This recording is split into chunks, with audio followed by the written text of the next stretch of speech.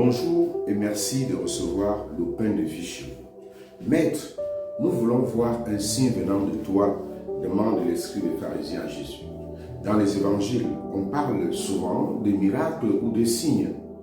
Ils sont une action spectaculaire accomplie par Jésus et qui ont une portée symbolique et théologique. Il ne s'agit pas tout simplement d'un prodige, mais un acte destiné à révéler quelque chose de la puissance et de la nature divine de Jésus ou du projet de Dieu sur l'humanité.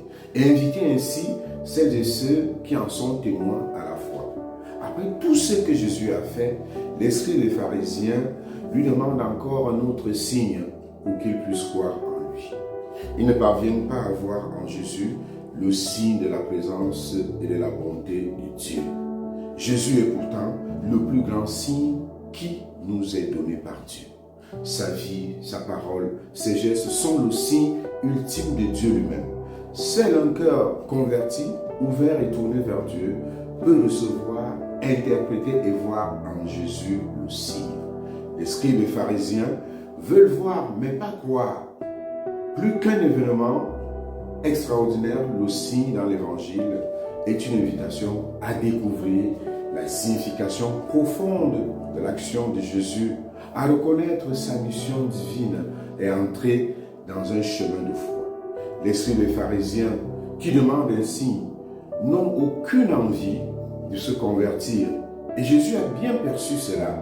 Leur manque de foi sincère, leur demande d'un signe n'est pas un appel humble pour mieux comprendre ou croire, mais une tentative de piéger Jésus.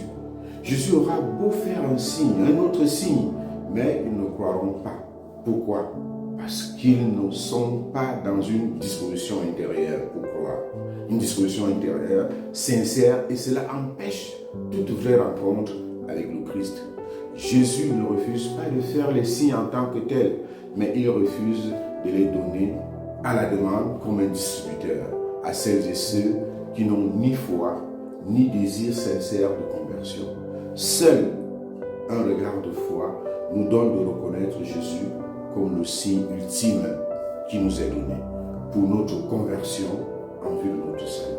Seigneur, donne-nous les yeux de la foi pour que nous puissions te reconnaître au quotidien ce que tu fais dans nos vies, reconnaître ta présence, reconnaître tous les signes et prodiges que tu opères au milieu de nous et dans nos vies.